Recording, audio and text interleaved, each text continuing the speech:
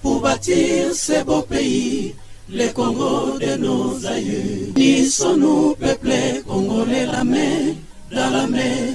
Pour bâtir ce beau pays, le Congo de nos aïeux. Kinzonzi, la palabre africaine. Unissons-nous, peuple congolais, la main dans la main. Pour bâtir ce beau pays, le Congo de nos aïeux. Unissons-nous, peuple congolais, la main dans la main. Pour bâtir ce beau pays, le Congo de nos aïeux. Kinzonzi, la... Voilà, merci mesdames, mesdemoiselles et messieurs, chers téléspectateurs. Je pense que nous sommes très heureux de nous retrouver aujourd'hui à travers ce beau numéro de Kinzonzi Plus, votre émission à laquelle nous parlons Congo et surtout l'actualité reste dominée sur ce qui se passe présentement à l'est du pays. Il est vrai que malgré nous ici à Kinshasa, nous sommes en tranquillité, mais nous avons nos frères et sœurs qui sont en train de souffrir à l'est du pays. Il est vrai qu'à l'est du pays, jusque-là, il y a quand même un problème de l'insécurité qui règne, non seulement de l'autre côté, même au niveau de Grand Bandundu avec le phénomène Mobondo. À l'interne, il y a aussi le problème de l'insécurité causé par le fameux Kuluna. Je pense que ça date aussi de longtemps.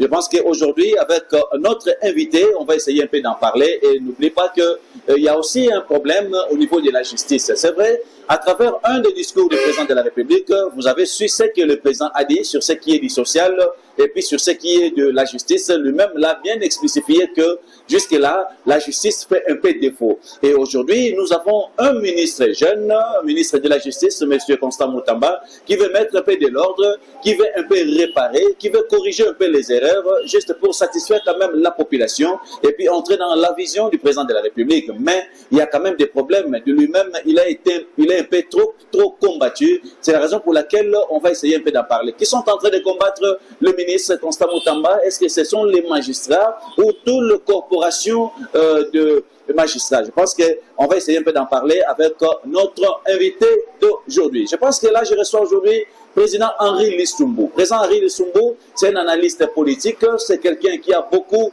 contribué sur le plan transport. C'est comme vous l'avez su, il a dirigé l'ASECO, l'association des chauffeurs du Congo, pendant plusieurs années. Et jusqu'à aujourd'hui, il est toujours ensemble avec les chauffeurs. C'est quelqu'un à qui les chauffeurs écoutent facilement. Quand je parle des chauffeurs, je parle de tous les chauffeurs de la ville-province de Kinshasa. C'est une figure à ne pas présenter puisque tout le monde, en les regardant tout simplement, tout le monde, même les politiciens partout, ils comprennent directement, c'est un monsieur, c'est un bagarreur, c'est quelqu'un qui est en train d'aider beaucoup plus les chauffeurs par rapport aux droits de nos conducteurs ici à Kinshasa. Avec lui aujourd'hui, on va essayer un peu de parler de beaucoup de choses, mais on va démarrer d'abord avec les problèmes de l'insécurité qui règnent à l'est du pays. D'abord, président Henri Lissumbu, bonjour. Bonjour, monsieur Nixon, merci pour l'invitation. Je salue tout le monde. Je pense que nous allons passer quand même de très bons moments ici ensemble. Merci beaucoup. On va commencer d'abord par ce qui est de votre secteur. Quand je parle de votre secteur, je vois directement les secteurs de transport. Comment se porte présentement l'ASECO d'abord? Et deuxièmement, est-ce qu'il y a encore des problèmes au niveau de nos chauffeurs de la ville ou de nos conducteurs de la ville province de Kinshasa avec tous les tracasseries qui règnent présentement ici? Bon, au niveau de l'ASECO, il manque seulement un leadership fort. Un leadership fort, ça veut dire que ici, dans la ville de Kinshasa, nous devons avoir des bons leaders comme au niveau national. Mais dans l'association, il s'est fait malheureusement que pour le moment, en fait, jusqu'à ce que nous allons remettre les choses sur les rails, il y a l'absence d'un leadership fort. Alors, en ce qui concerne les chauffeurs, j'ai toujours demandé aux autorités de convoquer les états généraux des transports au Congo. Ça veut dire que nous devons parler du transport réellement, qu'est-ce qui se passe. Parce que nous avons des routes qui ne parlent pas, nous avons des chauffeurs qui méconnaissent ou qui n'ont pas appris le code de la route, et nous avons des véhicules qui sont de cercueil roulant, et nous avons une police qui n'est pas qualifiée, et tout ça c'est le tableau sombre que nous avons en ce qui concerne le transport dans la ville de Kinshasa, si pas à l'intérieur du pays. Donc transport ici pose problème quand vous avez, par exemple, en République démocratique du Congo, qu'il y a des chauffeurs qui conduisent sans permis de conduire parce que le gouvernement a rendu caduc. Et c'est là pendant bientôt 7 ans que les permis de conduire ont été rendus caducs. Donc, nous circulons dans la ville de Kinshasa avec des permis qui sont caducs. Donc, tous ces faits-là font en sorte que le transport ici, en République démocratique du Congo, pose un sérieux problème. Merci beaucoup.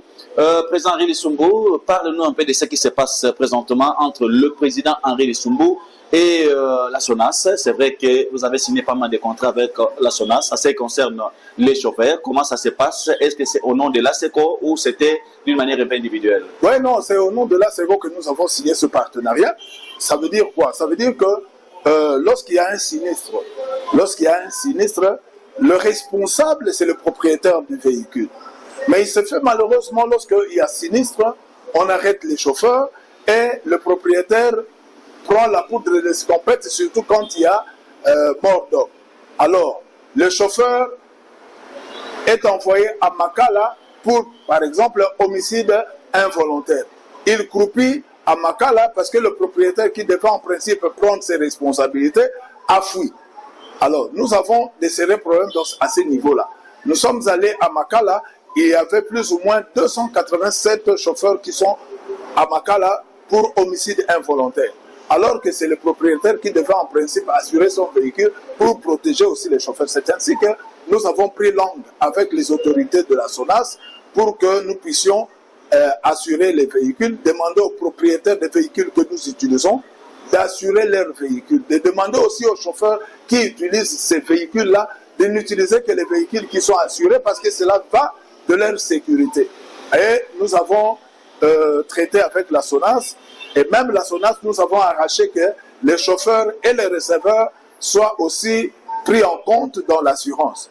Voilà pourquoi la SONAS et nous avons lancé la campagne Assurance Mopila pour permettre aux propriétaires des véhicules d'acheter graduellement et à prix réduit l'assurance en vue de leur sécurité. Il faut que les véhicules soient sécurisants. Donc, le propriétaire est calme lorsque le véhicule est assuré et le chauffeur aussi est calme lorsque le véhicule est assuré. C'est ainsi l'occasion pour moi de demander à tous les propriétaires, de tous ceux qui veulent passer leur véhicule de l'usage privé à l'usage public, d'aller vite voir la SONAS. Parce que maintenant, il y a aussi la SONAS nous a attribué un bureau à la SONAS. Donc, tous les chauffeurs qui ont des problèmes d'assurance et même pour l'obtention de la carte rose, de passer dans nos bureaux, nous allons simplifier toutes ces démarches-là. Merci beaucoup. Je pense qu'au début de son mandat, le président de la République a évoqué un point très très pertinent. Je pense qu'il a parlé juste sur la guerre ou encore ce qui se passe à l'Est. Il est vrai que le Congo a toujours été agressé par nos frères rwandais, ça fait plusieurs années, et le président de la République a rassuré à la population qu'il devait faire de son mieux pour terminer un peu ces problèmes.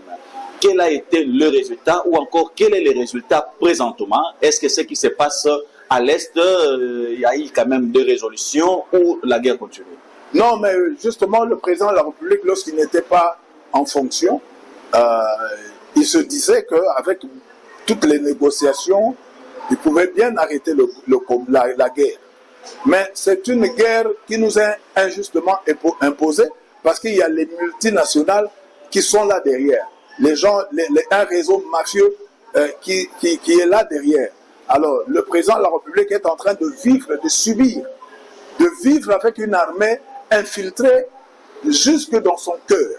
Donc, l'armée, les FARDC, a été infiltrée pendant plus de 3 décennies.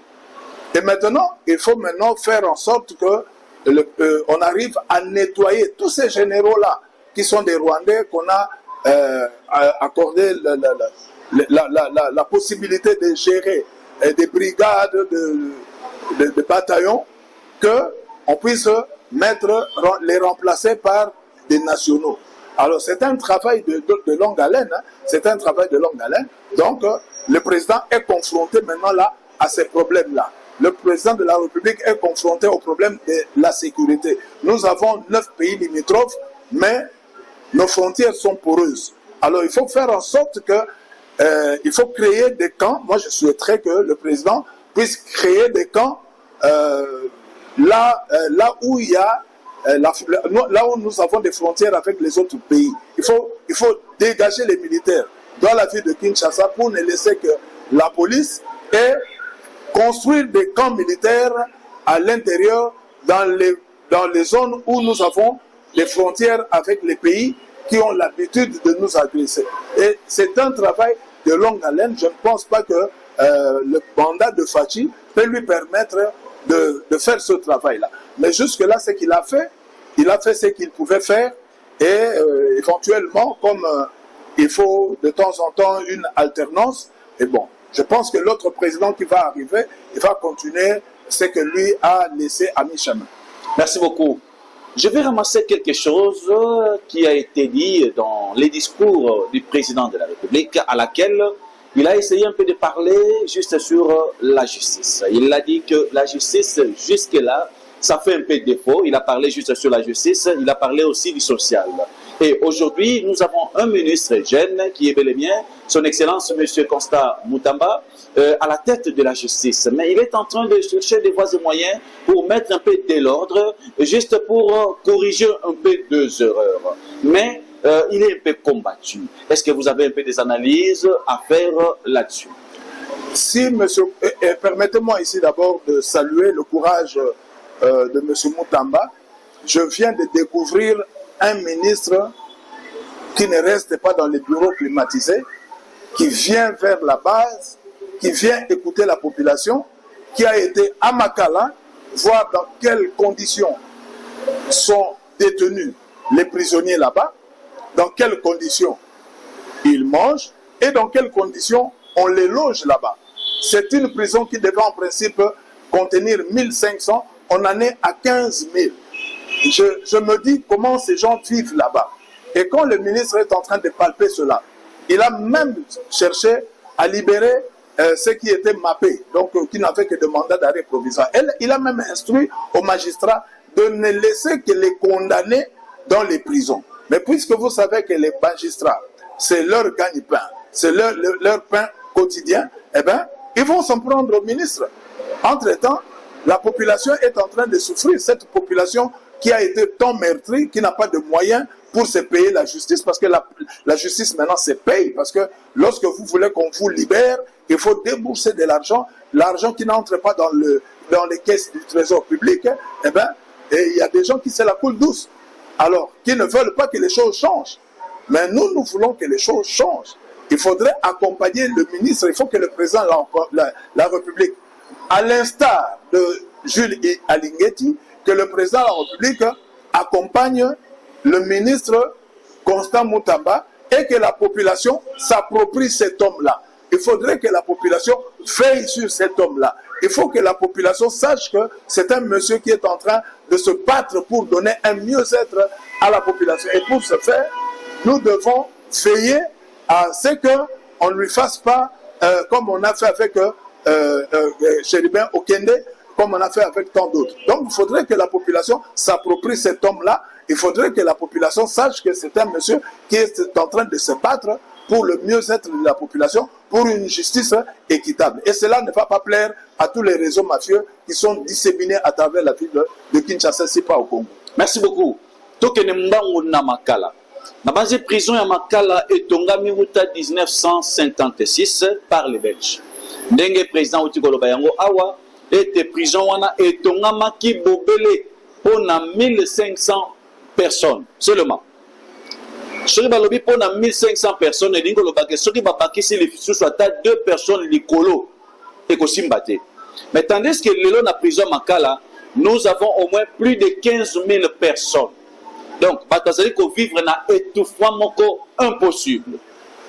Nzokande ministre ya justice azalaki na Makala ayebi makambo nyonso tozali kolo. Est-ce que lelo ezali impossible ba koka kotonga prison mosusu balongo la prison et wana nesike ezali puisque tant prison wana etongamaki na 1956 il n'y avait pas de maison tout autour ezalaki lokola mwa esobe ezalaki lokola mwa zamba et normalement selon la logique bakoki kotia prison te nesika o bato bavandi zinga. Est-ce qu'il n'y a pas moyen ce que l'État congolais parvienne à construire quand même prison mosusu na esika o esengeli pona kotia ba prisonnier et puis deuxièmement nani babengi prisonniers ceux qui présent Henri Lisumbo ko limbolela biso mwa moke puisque ba congolais bazo comprendre te même bango moko bazali ko sala mibeko o to bengi ba juge bazali ko comprendre te nani babengi prisonnier. Bon, et donc, liboso esengeli toyeba que na Kinshasa ndenge tozomona okomona mutu moko ye moko a détourné 21 millions de dollars. Ministre de son état a détourné 250 millions de dollars. Ye moko na sepelaki na mutu moko alobi soko ministre moko ya finance a uti koyiba dernièrement babi mbongo na ye soko kumatisi yango et les kasosa comme na moulay. Cela veut dire que au moins na sikasko na cité ba immeuble za kotongama ba biloko ndenge na ndenge tant soupe auto zo mona wa eza yango te bango bazotonga à l'étranger. Alors prison à Makala normalement il faut pas komisango université. Balongoli ba prisonnier nyonso ba komisango université batongi prison musika. Bomona ki likambo esalamaki dernièrement attaque et salamaki na kati ya prison mais et salami na prison mais zinga ya prison population ezali et pour la plupart de cas na banza mingi pe bakufi baza ba population environnante donc ça fait pas beau avoir une prison à proximité de la population eza malamu te makambo ese salami soko 2-3 fois to monaki mbala o elekaki kuna makambo ya bundu dia Congo c'était pareil on a attaqué la prison et la population baza traumatisée. Et cette fois-ci, on attaque encore la prison dans la population basa zinga wana. Ce n'est pas une bonne politique. Il faut une politique générale. Moi, je suis contre Makabo Ezalaka que le chef de l'État vient avec sa vision, avec son programme. Et vous allez voir tous les ministres comme des dialoguistes, oh, j'ai fait ça selon la vision du chef de l'État. Ata Tongi ou Esena Simandaku, j'ai fait ça à la toilette selon la vision de l'État. Donc, yo ministre, vous avez la vision T. Moi, je pense que le gouvernement devait en principe à s'adapter à programme national. Il faut que les députés, pas qu'on ça le programme national, si malango gouvernement et l'anda programme national step by step, étape par étape. Son premier ministre a côté à ça l'étape au Moussou Sakoya à ça l'étape au Tolobi par exemple que dans le programme national, il faut passer à 20 000 km de route. Premier ministre à côté a sali 15 000 km à Tiki Moussala n'a accueilli. Oh, Moussou Koya, gouvernement Moussou Koya, na makasi na gestion, oh, bakosala drastique. Basali 50 000 km. Et puis, baso kende progressivement, parce qu'il y a un programme national. Mais son président de la République, il y a un programme. Ministre Okuna, il y a un programme. Et vous allez voir, même ministre Wantango, il y a un programme.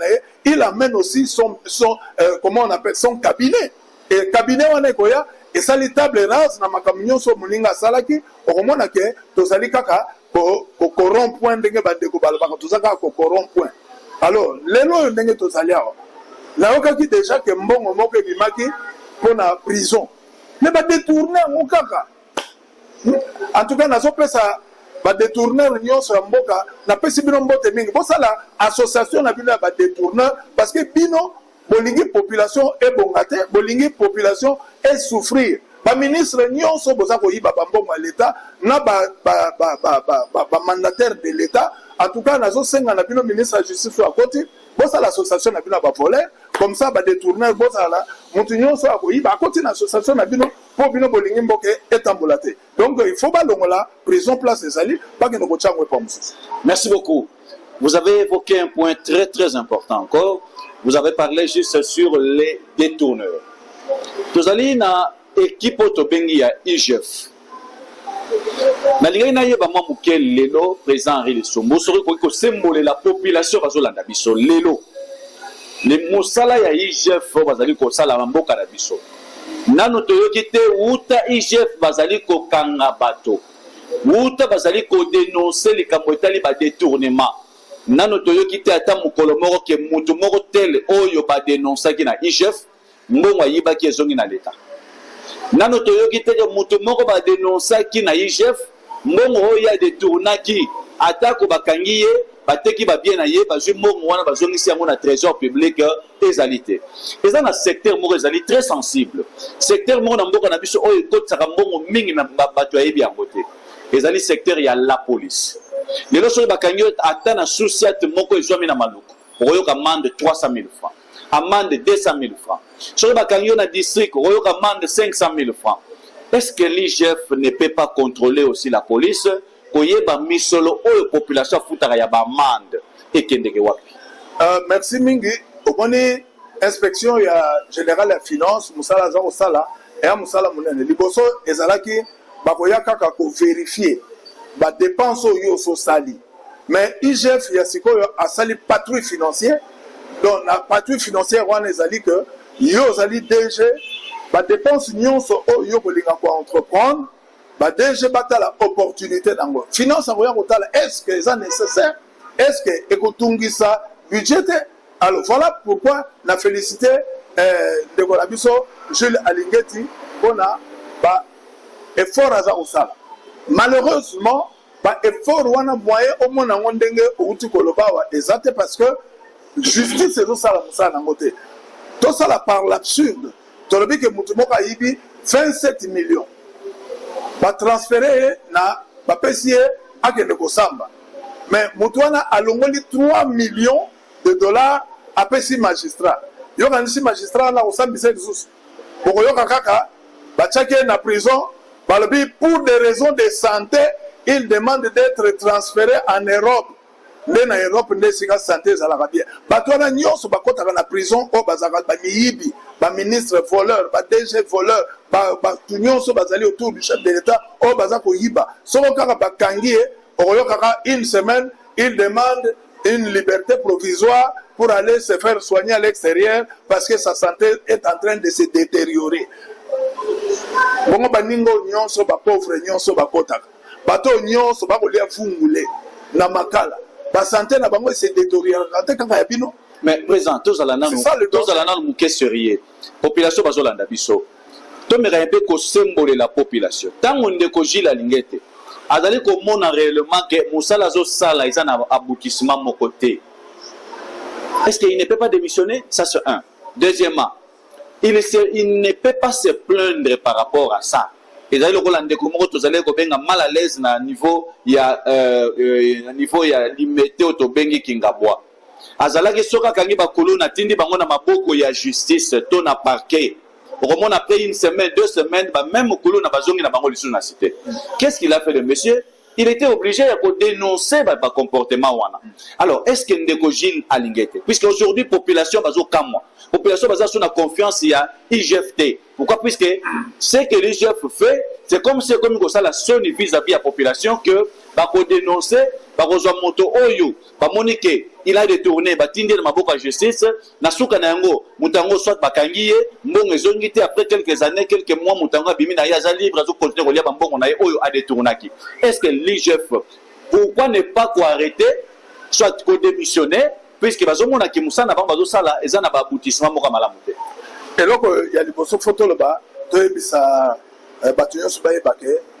L'inspecteur général de la finance, c'est un agent de carrière. Azamuto a tangi classe, a tangi école nationale de finance, a yekoli, ba parane ba futele mbongo, o musala ye a yebi yangoana, pour na ko servir nation. Azana étape na ye o ya ko sala. Et IGF a tellement awa, a yebisi batunyo so ke ya za parquete. Ye musala neza ko kangate, ye musala neza ko dénoncer. Pétango aza ko dénoncer azotinda ngo na parquet. Balobi parquet est malade et Moutamba pe alobi boye. Balobi que justice est malade et le président de la République a moni docteur Oyo akoya ko pesa thérapeutique de choc na justice ezayi Moutamba. Bravo monsieur le ministre pour la déclaration malgré les combats. IGF a dénoncé.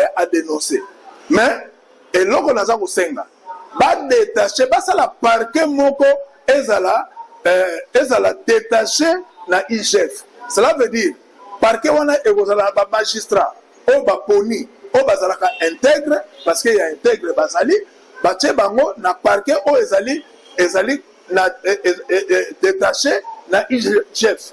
Cela veut dire que lorsque l'IGF envoie ce parquet là o ezali essentiellement rattaché na IGF et ça la musala nango correctement et ba magistrat wana soko ba sambisi pourcentage bazuango de sorte que basala comme ça na bango bien ndenge lelo IGF a transformé inspection générale la finance pour que nokotala yango ndenge komi. Moi j'avais un ami, c'est pas tellement un ami mais c'était mon professeur monsieur Mbwangi oya tangisanga na Jescom na Mwanda tango akomaki awa na Kinshasa ayeba lekaki akomaki IGF. Mais mon professeur, j'allais le voir quand je voulais à Zangovana na Lemba. Mais Lelo, IGF, il y a Lelo, métamorphosé complètement parce qu'il y a un homme d'une grande valeur. Il faut aller voir seulement les inspecteurs comment ils sont pour que Basala Moussa Nabango alors, c'est ça normalement, c'est ça la vie d'un homme. La mbongo biso tozana ngo na RDC. En tout cas, somo tolingi tozana ba pauvre au moins faut bazala 10% et 90% batu nyonso bazala na possibilité ya kolia pour nouer le deux bouts du mois. Ndenge zali na bamboka lokola ba Arabie Saoudite, ndenge zali na bamboka lokola ba Qatar, ndenge zali na ba Libye parce que bamboko lokola ba Libye, eza bamboko bazali ko banga biso. Bamboko lokola ba Afrique du Sud, ezaki bamboko ezako banga biso. Bamboko lokola ba Rwanda, soko lelo ke na Rwanda. Okomona Rwanda ezali mboka moko très propre, mais ça bamboka oyo ezaki ko banga biso. Elingi koloba kaka ke nzambe tanga zo kabola biloko, ndenge balbetela kabiso lisolo, batu babanda ko discuter ndenge no tche biloko belé na Congo, abi bon pose la bokomona modèle ya batu na botia kuna. Donc modèle ya batu bazali awa, eza batu ba l'excellent na bango na kobela masanga, eza ko batu ba ko l'excellent na bango na ko swanaka, batu baza ko finganaka, tongo midi pourquoi mutaza ko yeba valeur à mutute, c'est ça le Congolais. Or si le Congolais se mettait à transformer ce pays ici, nous serons une grande puissance au cœur de l'Afrique, même pourquoi pas dans le monde, parce que nous regorgeons, le pays regorge de toutes les potentialités aux richesses union soba ko lukanamboka ezali awa. Saison sèche ezali, saison de pluie, donc tout ça bateau to kola la nzalate. Alors so moni IGF ache batu wana na ba condition wana, eza ba condition oyo mutu ya musala pe azaka nango na bamboka lokola ba Belgique, bamboka lokola ba Afrique du Sud, okomona mutu azali na ba condition wana, mais biso tozali na salaire minimum garanti ya $3, mais mutu akoli yango ndenge nini. Yango na omoni batu nyonso bakotika na COP, ba Congolais basaka na COP, ndenge omoni marché à liberté, tellement COP est commis administrateur à marché à liberté, alingi même atanda batuti na boulevard. Na banza sikasiko to koma na l'air moko de 6h à 9h batandi batu bateki balongoli batu babandi oleka parce que mutu nyonso alingi kaka vivre na COP. Or batu ba vivre na COP, le pays ne peut pas se développer na COP, il faut batu bayi ko travailler pour transformer biloko nyonso tozana.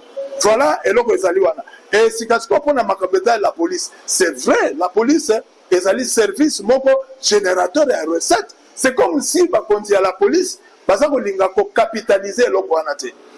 La police, il faut travailler dans DGRAD, Direction Générale des Recettes Administratives et Domaniales. DGRAD n'est à côté de percepteur na kati ya bureau. Infraction nyonso ezali na ba nomenclature ya batag ya ba frais ya kofuta na makabetali ya infraction à la police. Soko DGRAD aya che ba kopesa yo infraction sali okamati ofuti simanango obimisi mutuka na yo. Mais oyo ezali baza kopesa ngo na maboko ya commandant ezokota na caisse te nde ngo moni lelo tozana ba police ba conteneur. Or la police ndenge tozana bongo avec ba recette ba pia bango bakoki kozala na chaque commune baza kosomba autant de parcelles batongi ba bureau na bango ya propre pe batu babandi koya ko samba na kati ya ba bureau oyo la police a na ba condition moko ya na ba condition normale. Metala sikasko manzanza par-ci par-là, metala na kati ya manzanza wana mbongo baza kozwa oyo koki kotonga ba lopango ebele. Mais naza kokamwa inspecteur ya général à la police, mon général Alunga Boni, inspecteur provincial ya ville ya Kinshasa général Kilimba Limba. Mais beaucoup ça la plaidoyer auprès des députés pour que amélioration sensible et mon ananamakameta la police. Mais si seulement si on peut bâtir moins ordre dans les caméras, bah rester tout. Mais justement, il y a un lobby qu'il faut bien dans chaque bureau des gérades à Zalawana, des gérades dans chaque bureau à la police, au foot et amende, des gérades à Péjo qui tombent en fonction à Mandouana et qu'il n'a pas une partie, par exemple ici, rétrocession dans la police a sali programme, le col à la police à proximité.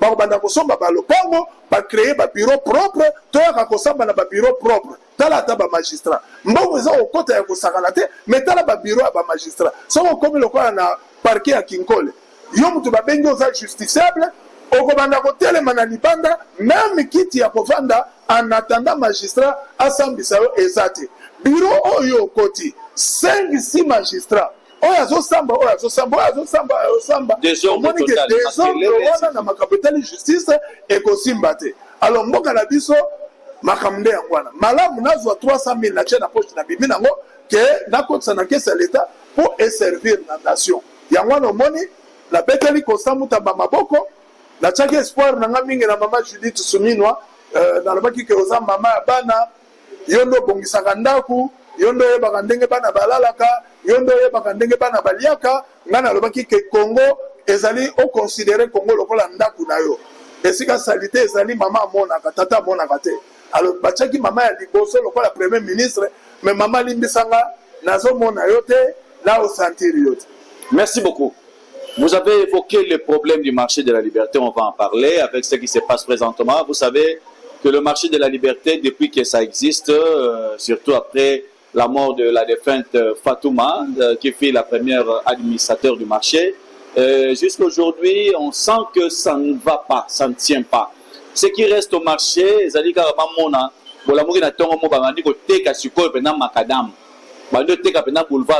puisqu'on a tout vendu. Si vous entrez au marché de la liberté aujourd'hui, tout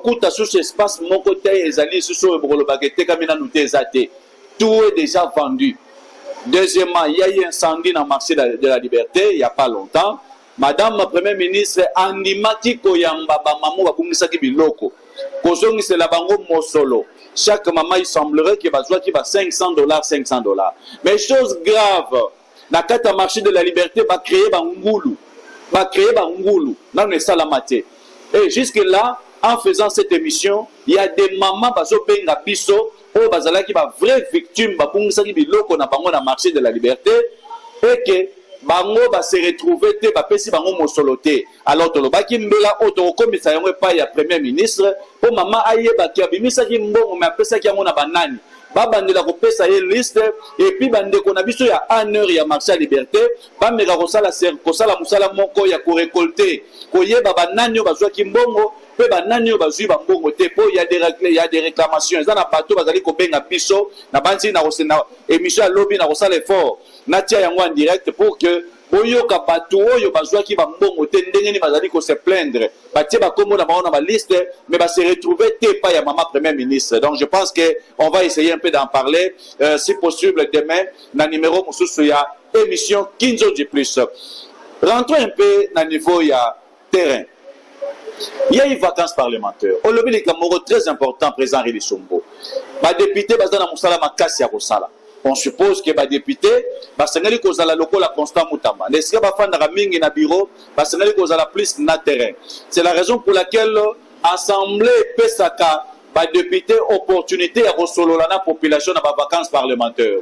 Ba outi koza na vacances parlementaires, nous avons 19 députés na district Tchango. Quel a été les résultats sur terrain? Et donc à liboso ngai nazaka na souci moko ya kolobaka. Ndenge basa ko na ba député o basa ba représentant ya peuple mode nango na mboko il faut changer. Tozana bango sikasko ce sont des députés nommés ba poni bango mais population mutaponi bango te parce que les machines à voter ont été retrouvées na banda ya bato. Ce sont des appareils hautement stratégiques et il faut pas sécuriser en haut dans le lengo et oyo ezalaka te. mais l'appareil s'est retrouvé. Et puis, jusque-là, Kadima Bakangi était. Kadima Bakangi était parce que y a des présidents Seni. Tant que le procureur a moni que machine à voter, la première des choses, on devait mener des enquêtes et éventuellement procéder à l'arrestation de M. Kadim. Et les Kindengwana, Baponi, nommé député. Et vous avez la peine de se vous allez coller un message à Ndeko Costa Mutamba. Ah, mais justement, il y a lobby, la population, la vivre, on a la viva, la moni, on a la mona, pour Nazako Mimo, Nazako Kamwa, député Moko, Yemoraza la machine à voter. Ça veut dire, Aocha Komona, Azocha Komona, à la Mukina Tongo, pour la circonscription, ils ont 1000 personnes, mais Yemoraza 3000 voix parce que, à éviter que circonscription, ils ont 1000 personnes, le gars a payé machine à voter, à Matine Kabavoa, Yewanaza député Lelo. Ce député-là, qui n'a pas d'ancrage dans la population, tant que payé vacances parlementaires, pour les vacances à profiter, mon apporte ndenge zalaka. Agena komona ndenge France ezalaka. Amona ndenge Allemagne ezalaka. Okomona bako la exception député azana na plage tolo polele allez azola kisabatu ndenge azana vacances parlementaires tolo polele. Alors député ndengwana oyo azana ancrage te, azana base te, azana lilobate. Vous croyez que ça va avancer? Ngana lingi ba changer mode ya ba élection, ya ba député la RDC. Ça veut dire quoi? Nous avons 500 députés. Bagoloba, 200 députés ne va compétir. Bango ne va pas ça, ba candidature na bango, bato baza na boanya. Il faut battre la cursus na bango, bato wana nde bazali bato ba yebi kotanga mibeko pe ko accompagner population. 300 ba uta na ba leader d'opinion.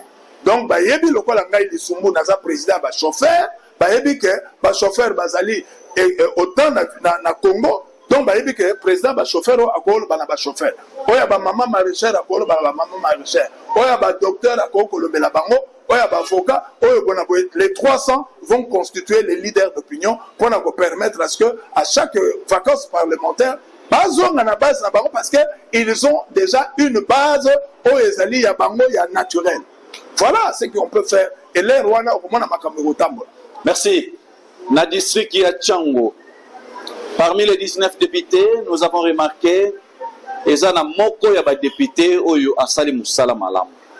A passé vacances parlementaires na ye kitoko. Atamboli azalaki na ba mama, azalaki na ba papa, ayoki mbela ya population pe animi que ozonga na bango to pe na retour na bango akomema maye ayoki na population na niveau ya assemblée. C'est ça le rôle d'un député. Le rôle ya député zali kaka kokaba na kotonga na kopesa na kokundate. Mais le rôle ya député zali d'abord ya koyoka mbela ya population kozwa yango kokene na yango na assemblée. Pona nini pour gouvernement bakoka ko trouver solution puisque za na makambo ya minene oyo un député azana pouvoir pe azana mosolo ya kosala te. Et kamotali lokola kobongisa nzela kosala nzela na banji boyebi yango ete kilomètre moko pona kosala nzela ezali ko coûter déjà ba millions eza facilité pona député alobaki nga na kosala nzela malgré lelo eza na ba député oyo na kanza na bango na lokuta na bango bazali komi mono dirait que grâce na bango nde basalaki nzela tel grâce na bango nde basalaki boye c'est faux et archi faux na banji aujourd'hui je me rase que tolobela mwa muke d'ici Kachango et na d'ici Kachango na ndaki na zwa mwanda kisa moko ya honorable Marikie Mutinga. Honorable Mutinga yo zwami na ntsele. Yebisa biso na bosolo nyonso en tant qu'un grand leader d'opinion congolais. Mais vous habitez Ntsele aujourd'hui. Vous êtes à Tchango, ça fait plusieurs années. Et vous êtes à Ntsele, ça fait plusieurs années. Au Sione Muke Tchango. Au Fandi na Masina, au Fandi na Kimbanseke, lelo zali na niveau ya Ntsele, na moko ya ba mapango na yo. Yebisa biso na no mwa muke. Na ba député yo baza élu na d'ici Kachango. Oyo surtout ba fief électoral na bango monsieur Zwami awa na Ntsele. Parle-nous un peu moi na bosolo nyonso. Nani oyo asali moi mosale mon ami et mon ami vis-à-vis ya population. Bon, nazana besoin penser ko loba na ba député wana te parce que nauti koloba na yo ke mingi ya ba député bazali nommé bayebi musala bango ba osala te mais na yoki o épingler likambo ya mama Mutinga qui est wana pesa lokola question qui êtes-vous hein tango yo lingolo ba pona mama wana yo za nani est-ce que oyebi ya wana kombo na qui est wakisaka vous na suka mama wana na kutana na yebote mais mutunga na mona na ye na ba réunion minene tozalaka nango na Romeo Golf ezali mobali na ye monsieur Mutinga Mutishai papa wana aza moko ya bato basali kombo na RDC et mukolo nazalaki na réunion na ye na mama représentant ya ambassade ya Canada na Romeo Golf na sepelaki pour la première fois kosimba loboka tata wana pona koyebisa ye que aux grands hommes la nation reconnaissante. Et quand je vois à côté d'un grand homme, il doit y avoir toujours une grande dame. Il y a mon qui les kambo ya mama Mutinga na commune na biso, na district na biso, na zalaki très attiré na mama wana parce que déjà na yebaki ke mobile na ye, c'est un grand homme. Je me disais toujours à côté d'un grand homme, il y a toujours une grande dame. Et je suis très étonné na calme ya mama wana. C'est une maman qui ne fait pas beaucoup de bruit, mais les œuvres, ses œuvres parlent. Si on ne croit pas à moi, croyez quand même à mes œuvres. Donc, et là, les gens qui ont attiré, malgré nous, on a été, il y a maman wana Mutinga, ezali ba œuvre.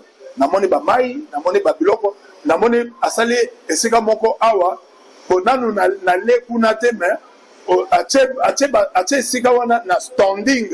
Na standing o ezali ke batu mingi bakende kolia na cité mais tango komi awa omoni standing oyoki elenge ça veut dire que biso batu tofandi awa na ko benga yo muto zana gombe okotuna nga sute lisumbu yo benginga na sele na koyambanga wapi na memayo na memayo pa ma Mutinga o asaleli biso eloko ya standing ozo lia à l'aise ozo koyamba mutu pe mutaboyi kozonga na babiloko nyonso inga na moni ba œuvre oya sali na niveau na ye pona ko satisfaire population parce que musala oya za ko sala eza ye ko sala ngote ye azali mutu ya ko kende ko voter ba loi même ko proposer ba loi na parlement de sorte que et ça bien-être na population mais lokola ba gouvernement o eza ko se succéder eza ko koka ko satisfaire besoin la population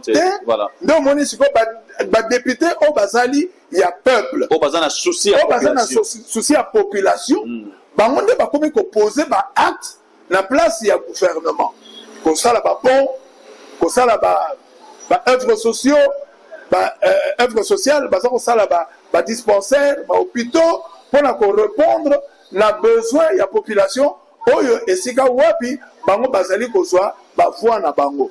Alors, pour la maman Mutinga, c'est une dame qui parle moins. Je n'ai pas eu à l'aborder parce que Nakatia commune, on a fait il y a pratiquement presque 15 ans. Nous avons moni pena makelele na yete dans le sens ya koloba loba, mais na moni mingi na ba œuvre sociale. Alors, nous avons félicité pour la œuvre sociale et j'ai dit que maman, on a mérité parce que peuple oyo a souffrir, peuple oyo a des difficultés à se soigner. Peuple a une difficulté à kokatsa mai ya pamba zomona ke kalamu ya pamba pour bakatsa gouvernement zo kosala ngote mais il y a une députée qui vient il dit non na sala pour population ameka kokatsa ba ingénieur so na ya za kosala ya ngwana nde ezali pe électorat na ye aza ko préparer électorat na ye alors na changu qui êtes-vous pour que vous contestez misala ya mama Mutinga qui est au moins maman Mutinga comme Mutinga qui est yo bakisaka na suka fou qui êtes-vous pour que on conteste makambo ya maman Mutinga qui est oya za motu o ba dimi na kati ya chang en tout cas maman merci mingi pour na ba œuvre au sala chaque fois que ozo sala pour la population essaye pas nzambe te ozo lona misala o yo ozo loba ya monde misala o yo ozo sala ya monde e kuganga mais ba député mususu na ebite na lobalika ba mutute mais na ebika kake ba machine à voter et aka na ndako bongo yo muto bimi na machine à voter yanga koyebisa biso totuno kaka balabala kiwele eza wapi omona okoyeba na yo te alo lokolo koyeba te oza ya biso te soko soso alinga bota so basangisi maki na ye na ya kelele biso tokoloba te maki yango nyonso ekomonana nango me ntango bakododa nde tokoyeba ke oyo aza kelele oyo aza soso. Donc mama Mutinga oza soso na biso ya mboka salisa bandeko na biso bao baza bademuni ndenge oza kokoba na kosala. En tout cas coup de chapeau et chapeau bas pour nayo na message nyonso osa. Vraiment, je suis très flatté de voir la sincérité du président Henri Lissombo. C'est une grande personnalité que les Congolais connaissent mieux, les autorités en place, bayebi yango malamu. Moto abundelaka ba chauffeur ya ville ya Kinshasa ye. Président Henri Lissombo. Kombo na ye chauffeur nyonso aza na Congo. Chauffeur nyonso aza na ville ya Kinshasa ayebi président Henri Lissombo pour le compte de l'ASECO. Mais aujourd'hui, Koyoka ye azolobela honorable qui est Marie Mutinga. Moi, je suis vraiment très flatté. Très flatté. Et par rapport à la sincérité na ye. Toujours le bango pour na sentiment te. Nazo le bango pour na ko sepeli sa population te. Moi, en tant qu'organisateur d'une grande activité, où est le makana Tchango Mobimbe, c'est la première activité à mon nene. Où est le makana Tchango, on ne peut pas nominer ou notifier quelqu'un par sentiment. 2 fois nominé, meilleur élu à d'ici qu'à Tchango, honorable Marie-Kiette Mutinga, c'est par rapport aux œuvres, c'est par rapport aux actions. À ça là, ba forage. Il est là, makamba ba forage, yo batu ba oti la ba makelele oyo. Maman Marie a bandi ko sala yango depuis longtemps. Ba forage. Honorable. Na ebité l'autre bengi honorabilité, si ça signifie quoi? A critiqué honorable député. C'est vrai qu'on ne parle pas de l'honorabilité, c'est le match le député, mais a critiqué député moko po batindi. Eliko ba ki batindi yo. Bapesi yo mwa mbongo moko ya muke mais okende ko luka ko salir député moko et ndeko wana leki alobi na lingana tia ba image wana mais c'est pas la peine que honorable Mutinga asala atia bambaya moko mibale quelque part na télé bato bakati sakati muto moko po bapesaka apesaka 500 francs pour na kokatisa. Total la valeur ya mama wana. Misala mineno ya sala kapé azali ko sala. Tina niveau lelo a commis très combattu, ba y commis ko utiliser ba jeune moko boye pour na kopesa bango moins petit rien ba yebani même pas commençant par lui-même les journalistes pour ça. Au moniteur ngai na fandi boye na zotala likambolobi bakabetali journalisme. Oye bibi sotango tozalaki soko na komona Mbouimbo ebo na télévision. Soko na komona kasonga mbunga kala la kafumba. Soko na komona batu lokola ba kieri ngunya wawa. Batu lokola ba mwanda makoso. Mwanda makoso. Hein? Ozotala batu wana oza ko banga. Valeur. Il y a pas de journaliste. Vous sentez il y a quand même du professionnalisme. Vous sentez que le professionnalisme est zawana. Ouais. Et chaque fois batulokola ba kala kasonga batulokola ba lumbana kapasa voilà hein? Papa ba journaliste wana ba ki soka sako lobana na télévision oza ko yoka likambo pe ayebi ndenge nini ako recadrer yo motozali invité. Il ne recevait pas n'importe qui. Mais papa Nathalie ndai natalaki émission wana na CM TV. Nathalie Nanou, l'invité. Nathalie Kaka l'invité. Nathalie âge naye. Nabi ke mutoyo ayebi vite. Ayebi makambu ndenge leka kite. Aza muto ya makambu ya kilelo. Pena landi journaliste. Je vois les journalistes insister quand le monsieur parlait de Maman Mutinga. Il insiste pour que la personne récite le nom de Maman Mutinga. Tout en sachant que Ye Mutuana a yebi vie à Maman Mutinga te. soko tuni mama mutinga afanda kawapi akoyeba te soko yebi bana na ye akotuna te. Donc ce monsieur là se permet le luxe d'attaquer l'honorable mutinga. Mutoto bengi honorable, ça veut dire que nous devons à ces gens là un peu de respect. Deuxième élément ezali que honorable wana azali mwasi aza mama abana. Donc biso na culture na biso esengeli to memia ba mama. Tala kaka Mobutu ndenga zalaki soka aza kokita liboko na ye fo simba mama. Pe abeti discours na bi na leki na yaki kotala bino na memi mama pe atala bino mabeto malamu. Donc ayebi kopesa valeur na mwasi. Ndenge biso tozali awa topesaka valeur na mwasi. Mwasi oyo ya ngai nakoki kolobane n'importe quoi, n'importe comment te. Pe ndenge moko nakoloba te n'importe comment na mwasi oyo ya ngai nakopermettre pete mutu mosusu aloba n'importe comment na mwasi na ngai, surtout soko likambo yango eza vrai te. Bon mama wana aza mwasi ya libala, mobali na ye aza pas n'importe qui dans ce pays, c'est un monsieur qui a travaillé longtemps pour ce pays ici. Moi je ne suis pas de la dernière pluie, na mutoyo na botami na 56. Donc on a moni makambo ebele na mboka oyo. Donc mutu lokola nani mutinga mutishai tata wana aza batoyo baza ndenge moko na bakonde ville ya Kikanda. Ozomona bato wana ya valeur wana konde ville ya Kikanda. Aza muto aza ne mukongo me bake ko nommer na soko Bukavu. Pona nini bakombo e marka ba mama nzuzi wa mbombo. Donc ba genre bakengo wa dondo. Le baza bato ko tanga kombo na yepa pamba te. Et à plus forte raison sa femme. Et ça désolant. Nazo kamwa et puis vous citez nommément une personne oh yebike soka tomoki aokangayo député wana otindi akoka kosambela yote petit nanga akosambela yote. Donc tant que bakokanga telmi devant la justice bakotuna yo ce sont des faits infractionnels, une dénonciation calomnieuse et ezali aux salles locaux ezali diffamation. Mais le cas la député na bino bakosa kabino babi kenda na TV moi $500 ngo. OK obandi ko sukola mama abatu oyo aza mwasi abwanya mwasi alibala mama abatu bato to koko tombola yo ko sanga député ngo misusu bazo bundisa ye député bazo bundisa parce que bango baza nommé il aza élu. C'est ça la différence.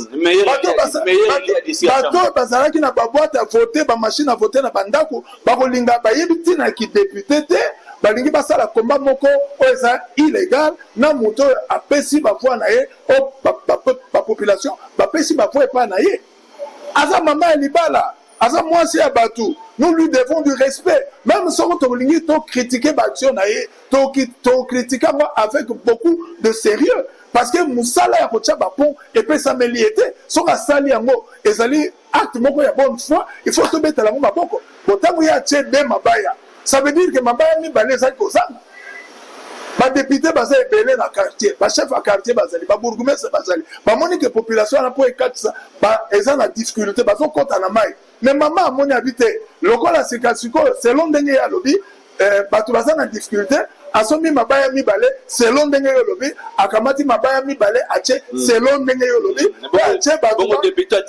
ache batu bafuta selon ndenge yo lobi mais mbongo mama sali forage yo ebeza combien mbongo mama sali papon oyebeza combien pour que ne kotia 500 francs batu bafuta ye mutaso kosala ba œuvre sociale ya lolenge na lolenge alaki no tellement atanga ndenge na salaire en tant que ngai président ba chauffeur à ville ya Kinshasa soko na sali moi mabaya misatu na che na ke no senga la ngombo pour faire quoi et à plus forte raison maman oyo afandi na aisance et puis ça mandat na ya libosote ana yebi kasaki député provincial Nansele tango batu ba voter ba moni afandi si masolo allez akena national ba voter yo muto yo zali nommé na ba machine à voter na ndaku allez obandi sikoyo oyebi tina valeur oyebi lolenge ya musala ya député te yo kanisi musala ya député ezali kotinda ba critiquer baninga non musala ya député ezali kende na parlement to mona yo ozali ko proposer ba loi ndenge to mona ka Délice Sanga papa na ngai nazaka na estime na yo pona mona ke lobeli na yo na nengo défendaka mboka c'est ça un député mais yo député à machine à voter sikoyo omoni lokolo za na mayele ya ko proposer ba loi te alobandi kozwa bana bakartier bato bazanga veste alopesi ye aye na télévision na chemise osombelaki namoni place namoni chemise wana na wenze moko namonaki na kinkole yango wana olati ozo se permettre le luxe ya koatake mwasi ya bato nazoyebiso ndeko ntango so bala te mais mwasi na yo soko baviliponde ye na banza yo okosepela te mais lokolo bala te oza no na makoki ya okende ovilipande mwasi ya bato alors ngai nayebisi mama boye soko bato bandimi yo te baevre no endimami ngai kutu nanu namona yo te mais namona baaction na yo ntango nazoleka naza koyeba ke oyo eza forage ya assurep oyo nayebi ke eza boye nayebi yango mpe oyo natuni babi oyo eza mama motinga moto asali soko bandimi yo te na bato wana baevre na yo moto eza koloba alors lokola baevre na yo eza koloba nalingi yo kota ndenge nga mpe nakota na université ya Kara recteur na biso eza Kabila nayokaki Kabila alobi boye s'il faut répondre il y a quand alobi boye silence eza eloko moko fo batela yango soko olingi koloba il faut loba soko maloba wana eza plus forte que le silence. C'est ça le recteur de l'université Joseph Kabila Kabane. Il ne faut parler que si les mots sont forts par rapport au silence. Si les mots ne sont pas forts par rapport au silence, ne parle pas. C'est ça ce qui fait la force de Kabila. Pour attaquer pour loba, il y a une université à Kara, on a bien côté une université là, Mahamouti na côté une université wana, au comment la batuana nyos ba ko kita parce que bana ba mona loka ko sala te. Wali kolo. Merci. On va terminer par ici. J'aimerais à ce que maman honorable Moutinga a fait quoi? Vous savez, président Henri de Sombo, je venais d'être menacé, c'était hier. Na nzela ya pona likamwetali nzela ya terre jaune. Il y a un député, ça c'est la 3e fois. Il m'a menacé au téléphone. Pourquoi? Puisque par rapport à la vérité, on a nazolo balelo na likamwetali honorable Moutinga. Moi je suis non seulement journaliste, je suis l'initiateur du trophée Mbonda Tcham. Nous quand nous parlons de quelqu'un, c'est avec beaucoup de sincérité. Quand on notifie un député, c'est par rapport aux actions. Nabanjo yebi yango malamu keza na député mokote. Oya koloba ke ngai pona za la nominer na Mbonda Tcham na pesa ambassadeur Nixon autant azate. D'ailleurs, il n'y a pas de frais que nous demandons. Il faut payer autant pour la nominer. Non. À part le faire part et la lettre de notification que nous remettons. Et va faire part ezalaka obligatoire. C'est écrit même dans Katia, va faire part dans Bissou. Quand les gens sont en train de me menacer comme ça, que Bissou tozo sala ngai personnellement nazo sala musala en tant que d'abord journaliste d'investigation, deuxièmement en tant qu'initiateur Yambonda Tcham, puisque j'ai le droit de contrôler tout le monde à Tcham sans exception. Est-ce que non ça la mabe? Nixon, moi, je pense que tant aux autres Bamakambo il y a nominé le gars peut nazaki nominé na édition moko. Tant on nazaki nominé na procureur Yanjili nazaki nominé na Karmapa pour nzembo ayembaki ya mama yemo. Tango ya yembi nzembo mama yemo, omoni ndenge mama yemo komi. Nazaki nominé na Titi Levallois, nazalaki nominé na Ados Lopasi, oyo azalaki asa député oyo, azalaki ko marqué, omoni azalaki kaka na combinaison, ba komi honorable Ndomasi, azalaki moto oyo bato ba kotala mingi. Donc nazalaki nominé comme meilleur défenseur à chauffeur na mbula wana. Mais ngai okoki koloba nanga te likambo ya Mbonda Tchango po ekoma lokola likambo moko eza fond de commerce. Non, lelo oyo soko tozali biso nyonso bato baza dominé na Mbonda Tchango oyo baza considéré comme ba leader d'opinion. Soko tosali cadre moko oyo tokutana ya réflexion parce que nous sommes des valeurs sûres ya Tchango. Soko tosali cadre ya réflexion na cadre ya réflexion wana tokobanda koloba qui nous pouvons dans l'année à venir to élire, to battre campagne pour naïe à la députation nationale. Qui nous pouvons nous battre pour que, comme un ministre, qui to se battre pour comme DG to PDG.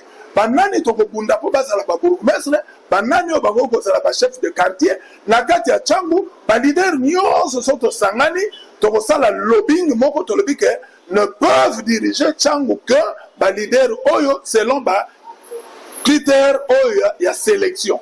Et là, Tchangu serait protégé. Et biso ba leader wana nyonso, nous allons contrôler les actions de chacun pour que tokoka pour sanctionner en temps utile mutuana.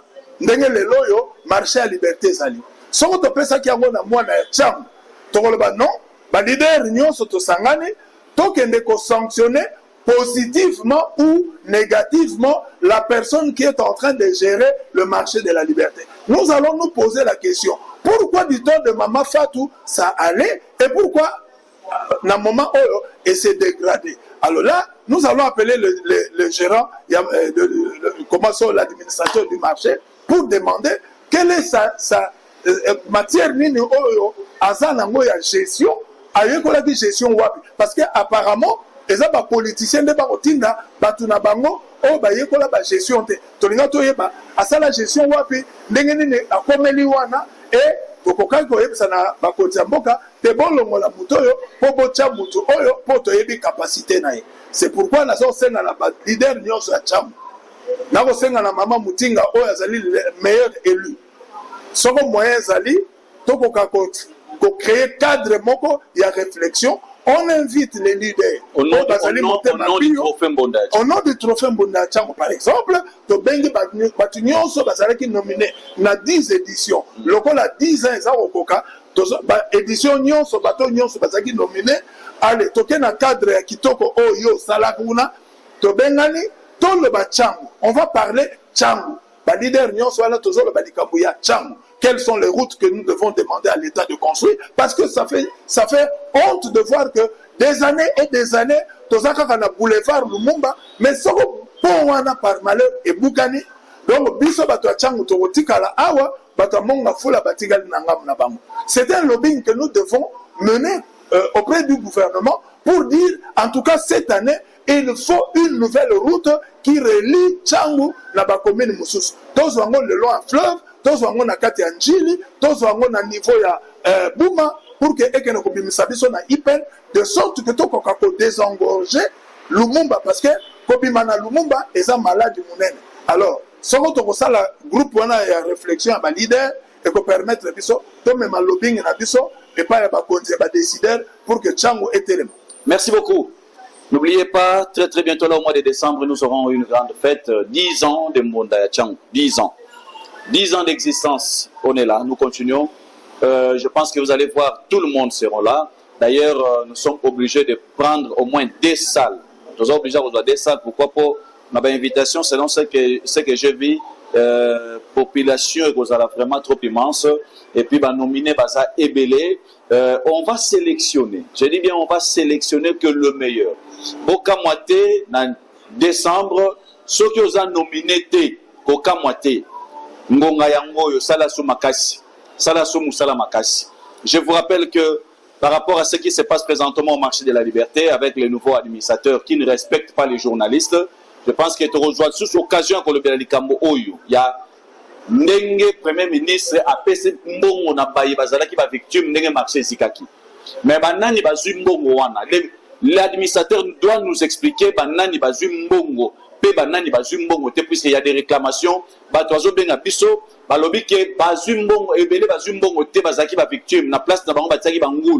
va en parler. Donc, étant donné que l'administrateur qui est là ne respecte pas les journalistes, il a l'habitude de fuir la presse, mais il va faire de son mieux pour ayebisaba congolais. Atana lingala aloba yango banani bazwa kimbongo pe banani bazwi mbongo te bazwi mbongo te pour la raison nini. Il y avait pas de critères. Maman loba ya kopesa mbongo na bayenyoso bazikisa ki biloko lingo loba ata uzikisa ki loko no ya 2000 francs ozaki na droit ya kozwa mosolo na yo. Pourquoi? Puisque ozalaki victime.